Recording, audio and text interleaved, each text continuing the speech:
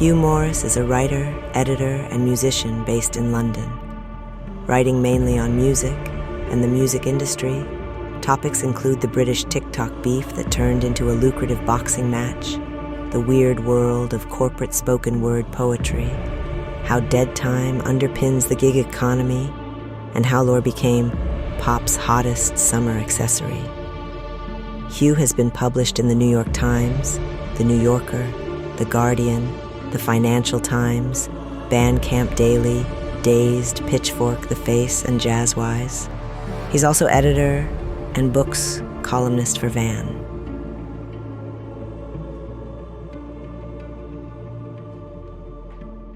Hi, thanks a lot to Daniel for inviting me to speak at this event. My name is Hugh Morris. I'm 26. I am a music journalist originally from the northeast of England, now living in South London. In truth, I am a little bit of a fish out of water in this kind of environment. So, I mean, do forgive me if my way of sort of conceptualizing a couple of these things is kind of basic or straight ahead. I don't know, I was looking through the list of people who are speaking, and it feels like I'm playing checkers and they're sort of playing 3D chess. It's, I hope you find what I have to say of some interest anyway. For those of you who are interested, this is a new bit of kit that came out a couple of weeks ago, I want to say. It's called a Engineering EP 1320 Medieval Desktop Sequencer. And essentially, it's like a little box that you can put on top of your setup that has a load of plugins like hurdy-gurdies and like medieval chants and that sort of stuff. So if any kind of people making music fancy checking that out, it's I think maybe 299 quid. Anyway, in introduction to me, so the majority of the time I work as an editor for Van magazine, which is an online independent classical music magazine that specializes in investigative reporting. Of late, we have published stories such as Welcome to Shore World, which was an 8-month-long investigation into an incredibly lucrative parallel world within classical music that, amongst other things, involves a multi-millionaire hedge fund manager turned composer with lots of apparent links to the Russian state and state-led sort of influence peddling. There's all kinds of stuff going on there. Other things that we've published recently include pieces on art washing in Saudi Arabian opera, about musicians detained in Belarus on freedom of speech for political protest, and essentially numerous pieces scrutinizing power and the people who wield it within our little world. Elsewhere, I write about music and culture for a variety of other outlets, mostly for the New York Times these days, and a bit for The Face magazine. So this talk is based on an article I wrote earlier this summer, in July of this year, titled "How Lore Became Pop's Hottest Summer Accessory." So essentially focusing on 3 headline-making moments in pop music from summer 2024. Namely Charli XCX's Brat, Dua Lipa's Radical Optimism, and Taylor Swift's Eras Tour. I optimistically tried to suggest that the concept of lore might be a defining creative vessel and cultural strategy in this moment of pop history. That's what that looks like. So one of the reasons I like working for Van is because it's distinctly not on trend. Working within an art form that looks backwards as much as it does forwards, it allows us the rare luxury of sort of floating outside of news cycles and trends and fashions. And sure enough, a few hours after the Face article dropped, I realized why I rarely venture into this world of trend-based cultural commentary. The morning after the Face piece appeared online, Charli tweeted the phrase "Carmela is Brat," precipitating an explosion of mostly quite dull online discourse dominated by quite confused political journalists doing sort of half-cooked explainer pieces. And as we don't necessarily need somebody who's semi-involved in that world to tell us all about how bad that was, but I think the wider thoughts about lore as a creative vessel and as a cultural strategy were quickly forgotten within that conversation. But lore as a concept and how it applied to this cultural moment still interested me, and it still does. Law, most simply and broadly defined, is a body of traditional knowledge. We most commonly associate it as a suffix to words like folklore. Now, folklore conjures images of druids and warlocks and alchemists and magic, things that are ancient, rural, rugged, and misty. But the person who was widely attributed to with coining and then popularizing the term was actually a Victorian writer living in Camden.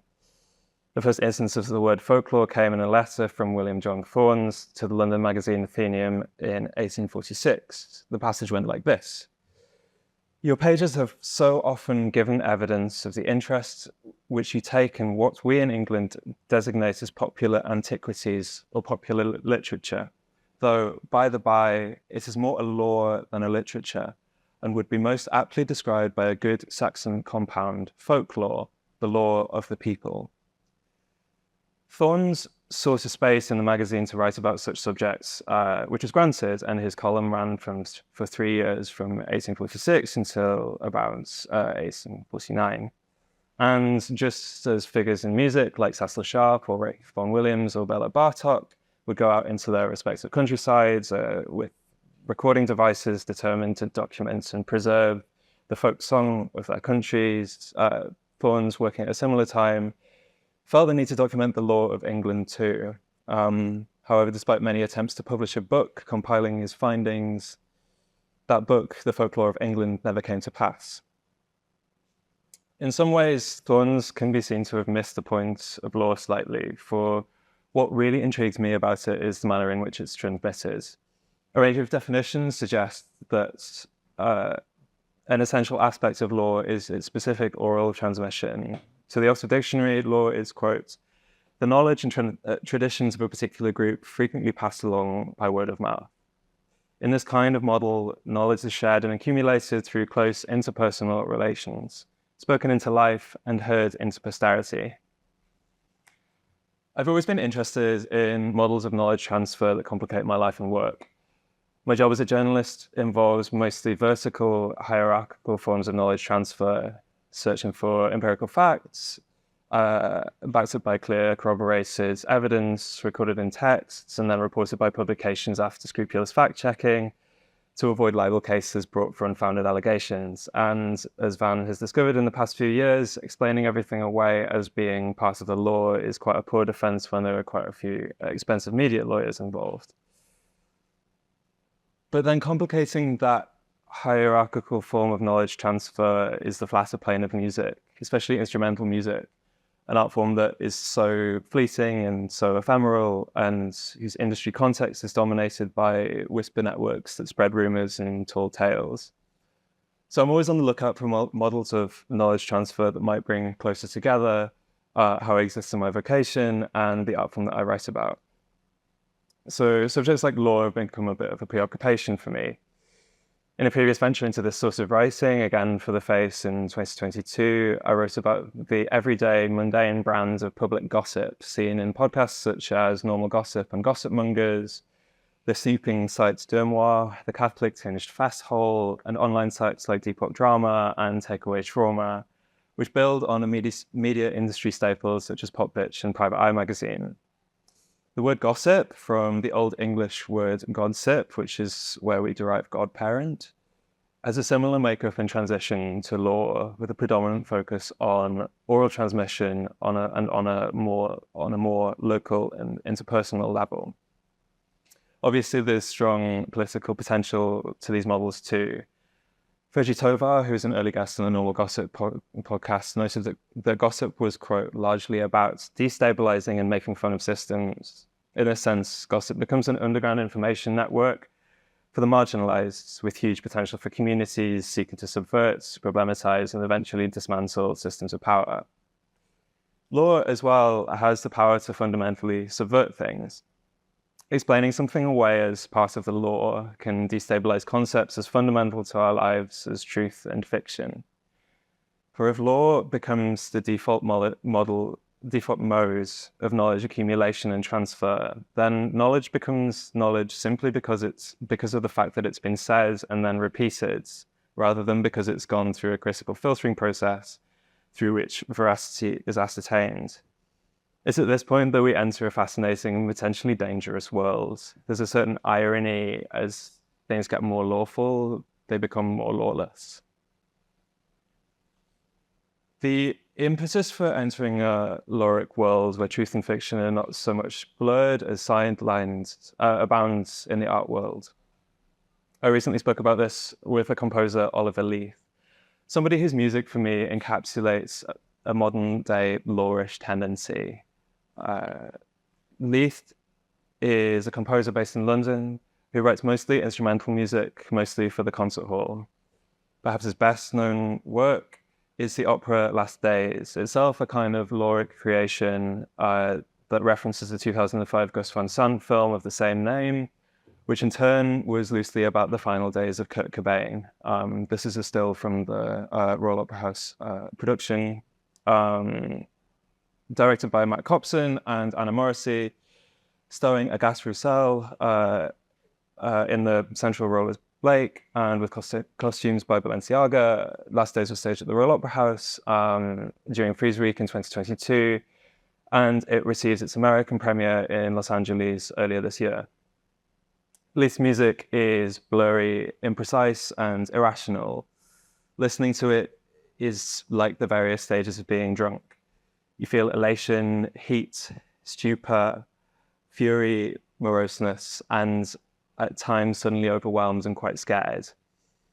He has a unique way of expressing that in text too. In a New York Times profile that I wrote of him earlier this year, I asked some of his collaborators about what their favorite Leithisms were. They replied, quote, "Fluffy and imagine spinning slowly like Alice down the hole," and, quote, "Nervous, nervous, feeling sick. This is the big bloody show." Leith's piece, Sexton Blake's, which was written for the London Symphony Orchestra in 2022, I think, was all about lying. And this is a sort of bouquet sculpture thing that he made. Oliver likes to make the sort of like Chekhov's gun moments for instrumental pieces where he'll bring some kind of non-functioning object into the space for people to consider as this instrumental music is going on. But the subject of this piece, Sexton Blake's, was the artist Tom Keating.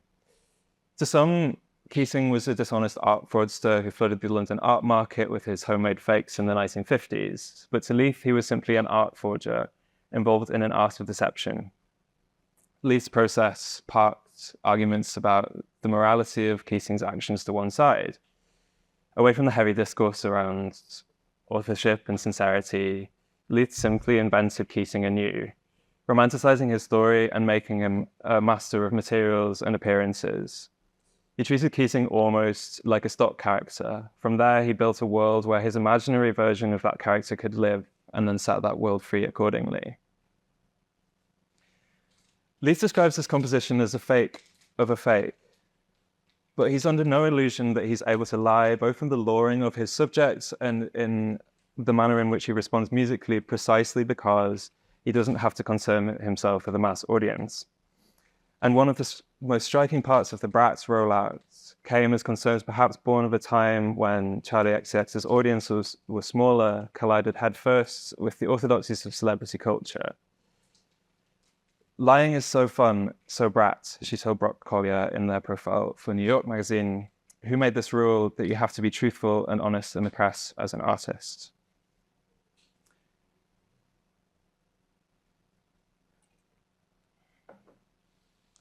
And so, while it can be fun to be bewitched by law, it's important not to be all consumed by it too.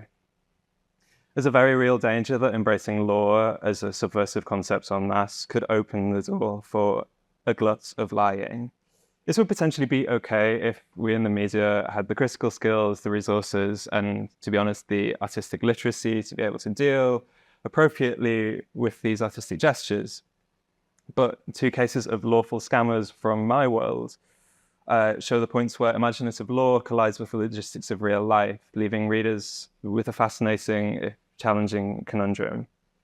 The first is, which was detailed in the US publication The Baffler by my friend and colleague Jeffrey Arlo Brown, in July involves the composer Tristan Foison. In 1970, when he was 9 years old, Foison entered the Conservatoire National Supérieur de Musique et de Danse in Paris, which is one of the great centers of music tuition in the 20th century.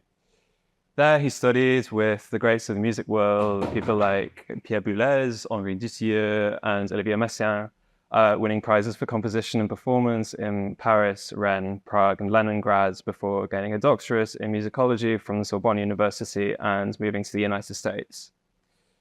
As Tobias Brucker's research has shown, none of these things about Foison's CV were true in the slightest.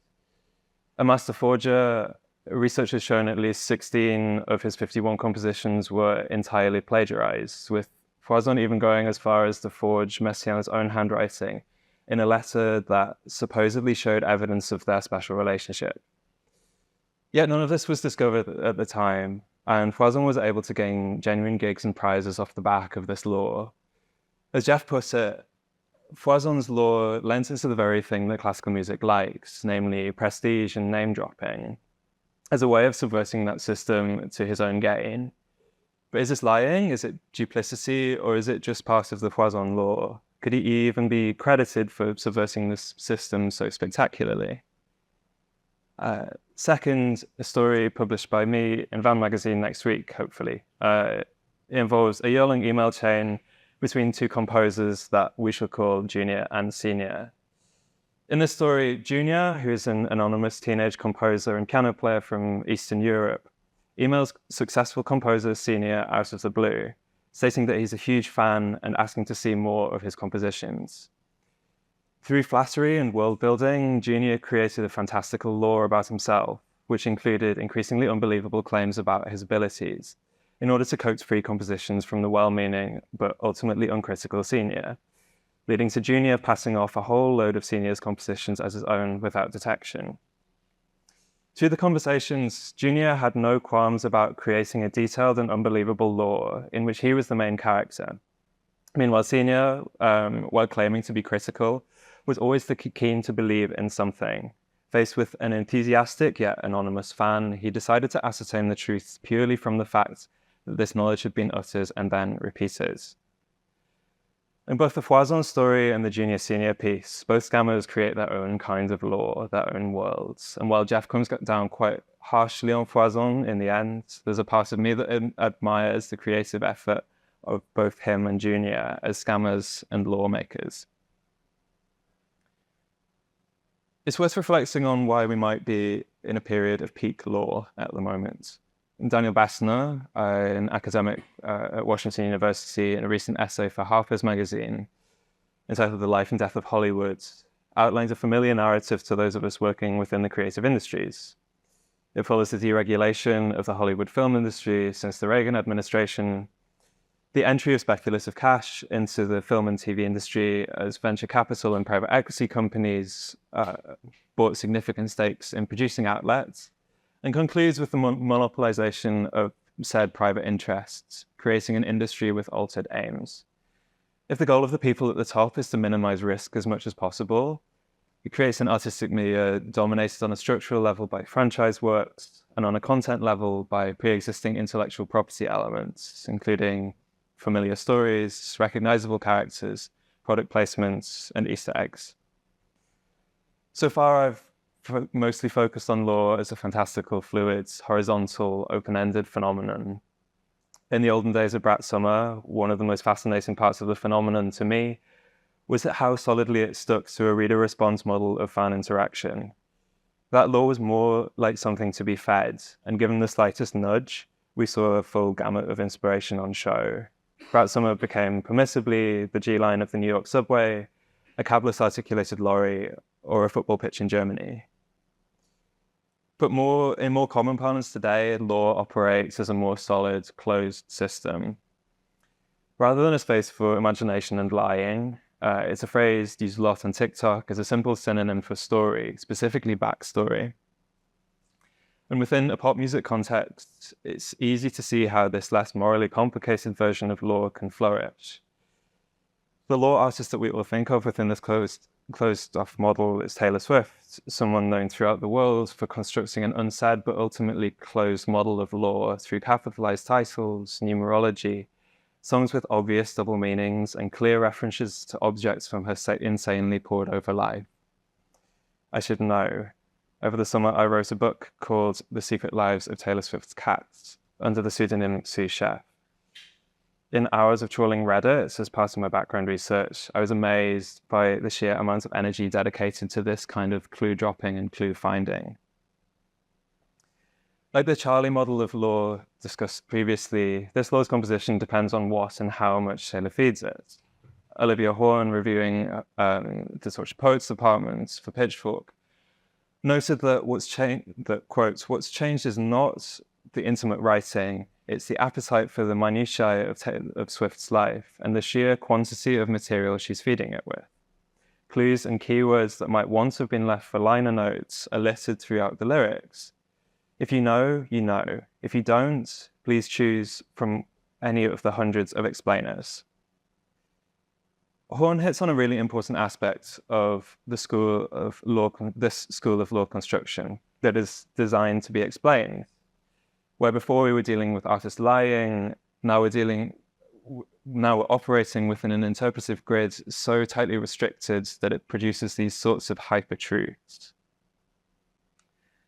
A cynical person might say that law here, which is familiar, recognizable, and achievable, yet seemingly never-ending, becomes a surefire way for large financial assets to keep reaping benefits from consumers without risk. A slightly more forgiving person might counter by saying it's completely unsurprising that at a time when physical music is as unmonetizable as it has ever been, that lawmaking and world building is a creative way of disguising the mechanical, material realities of a structurally woeful world for jobbing artists, where the only small hope of breaking even is by expanding their musical world into other physical manifestations.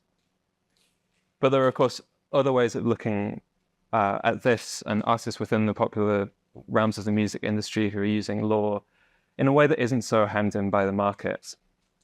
And Caroline Polachek, a singer at least operating in tandem with the mainstream, makes clear her appreciation of the law, and particularly folklore, within her wider manifesto for the beauty of the unsaid. When I interviewed her earlier this year about Oliver Leith's music, she compared it to, quote, the way that oral histories or myths are transmitted, where every iteration keeps the soul of the story but changes skin. Her collaborator, the producer and DJ Danny L. Hall, is similarly lawful. His 2021 album Hallcore was a moment where law crystallized in a text, with Hall turning his Club Hallcore night into an audiophysical club populated by semi-mysterious performers like MC Boeing and DJ Ocean, where listeners were invited to imagine themselves walking around a shiny, mythical, make-believe club and sampling the sounds of different rooms. As a bit of respite for you guys, I'm going to play a short bit of music now.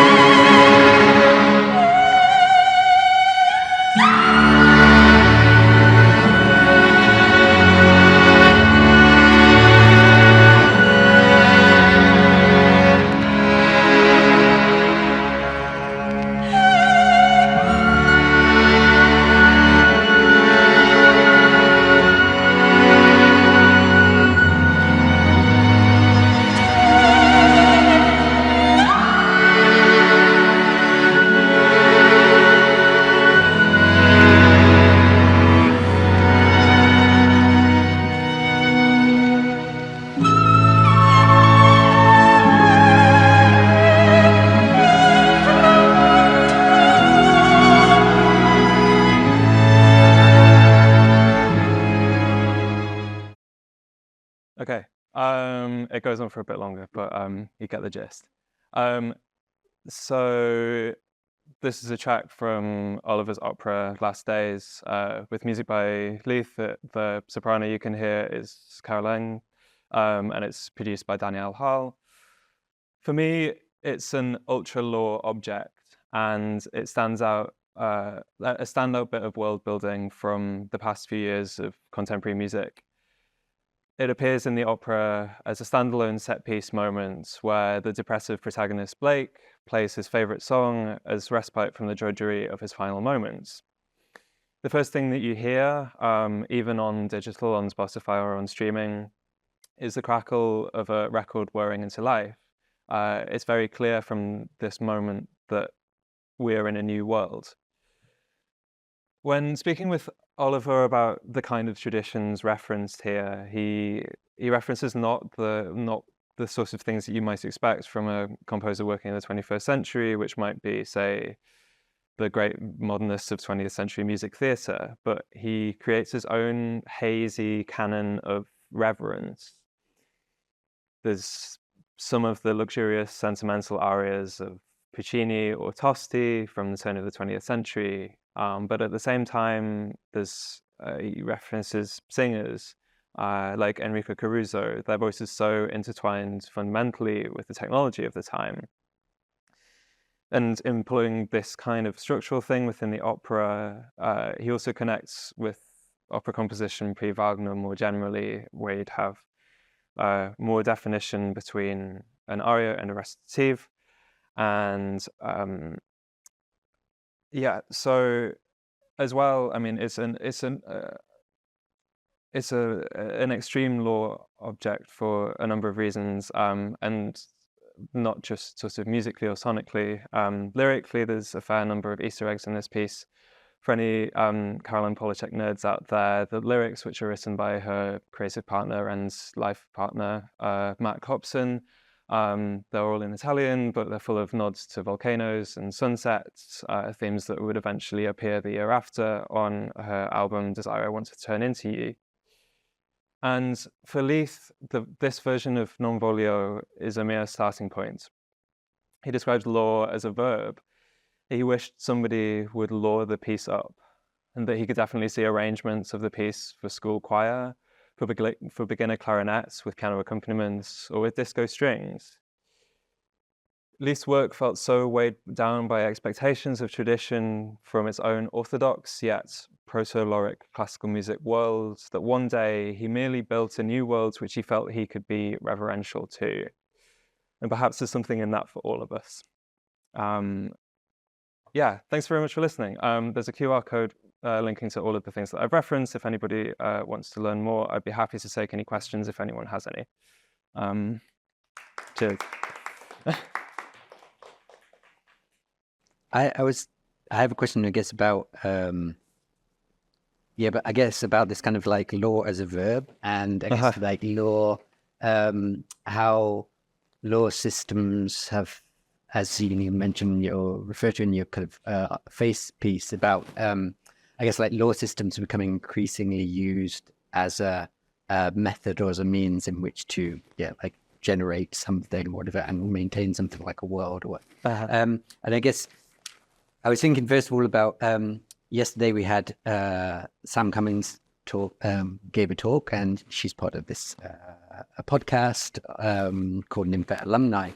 Last year, her host Alexa was talking about this K-pop group called Luna, who created, their team created this whole law system, this like what was referred to as the Lunaverse, which was principally kind of whilst initiated by their creative team, it was principally sort of maintained and built and expanded through their fans, who created this kind of incredibly complex and kind of deranged system, law system, based on like Easter eggs and little crumbs that the team had sort of like planted. And unbeknown or sort of to the mystery of Luna themselves. And I guess I was kind of just thinking, in terms of like, this kind of notion of like law as a kind of verb, this kind of,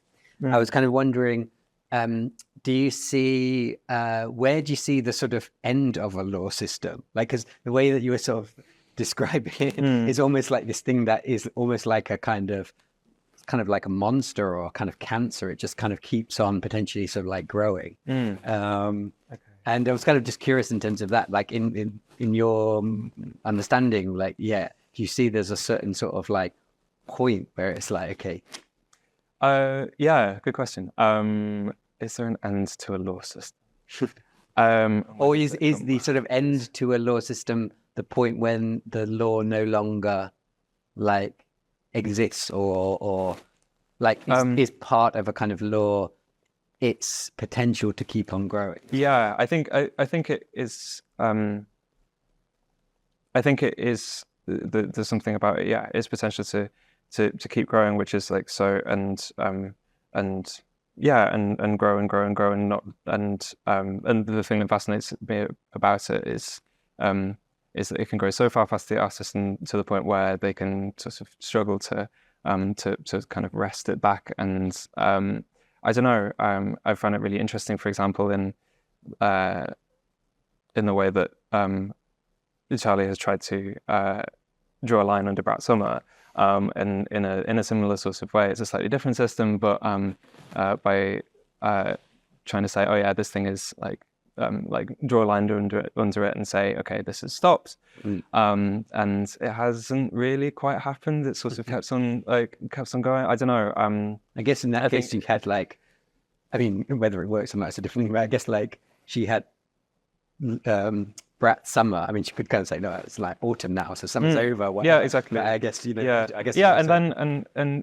then which becomes really interesting, and then it becomes like something about like the material circumstances, or like changing about it, rather than something like specifically within the law. Which And I guess like what in terms of so I was just thinking, what's interesting about say like Charlie is I guess like Brat as a thing, and then in comparison with someone like Taylor Swift, who seems much, I don't know, maybe sort of more equipped to be able to maintain the kind of expansion of the law, or kind of, I guess like control it in some way.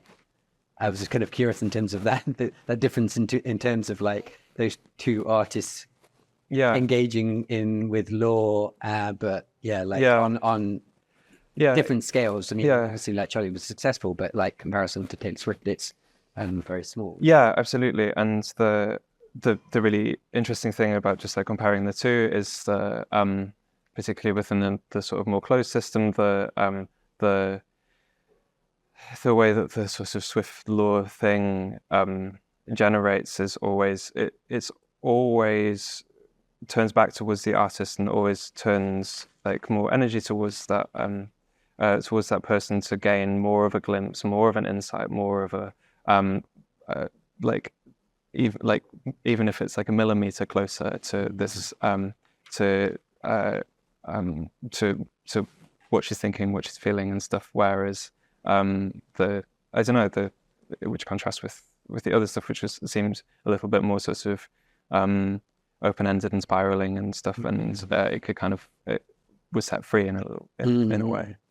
I mean, I guess it like follows like certain recent-ish trends on, I guess, like social media, where like certain accounts, like once they reach a certain point, they have like followers or whatever, they will just like either sabotage that account or just like cut it off and just like start again. I know like also like hearing interviews with people who are I guess like relatively famous or whatever, popular on social media, they would very much talk about being very calculative in terms of like producing content that they know would appeal to a wider audience, and then certain points after that producing stuff that will actually repel that same audience in order to get rid of certain people. Yeah. So that also seems to be like a strategy in terms of trying to maintain a kind of something law-like without it getting out of control. It's kind of interesting as because I guess like one of the questions I had when you were giving the examples of the kind of scams, I guess I was just thinking almost like there was sort of potential in those stories of the actual scam itself, or scamming or luring as an artistic practice itself, and then you're using these other things like the music or whatever as kind of like the material or the vehicle in which to create this the lure and the scam as the actual kind of artwork or as the kind of creative practice, right? And there's something interesting in that in terms of like using something like music or whatever it is as purely a kind of platform as the means in which to do something else. Yeah, exactly. And thinking about it more, there's a lot more overlap between that Oliver Leith's piece, Sex and Blake's, and the two sort of scammy, email-y, composer-y stories. In that, there's a certain sort of it's like the artistry shown in both cases means that the traditional like art object sort of becomes a secondary thing to. This is something that Oliver talks about quite a lot. There's a piece that I heard a couple of weeks ago in which it uses a similar sort of mode to Sex and Blake's in that the venue is set up and a water fountain is plonked right in the middle of the audience, which plays all the way through the concert, and he sort of introduces it as like a peaceful water fountain with like accompanying music where there's sort of 60 musicians on stage, all playing for about 20 minutes. With him and with the scammers, it's like, the art object is like a vehicle to, for more sort of like devilish luring to go on, I suppose.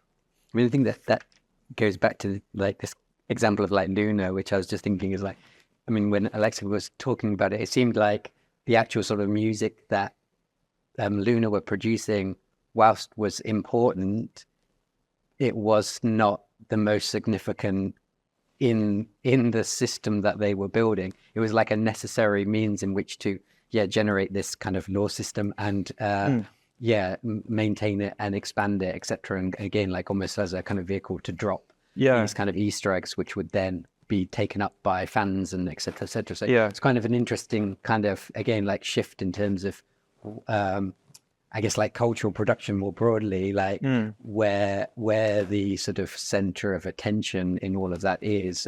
Exactly. And Oliver had a really, sorry to keep on referencing stuff, but he has a really interesting time in this opera Last Days in that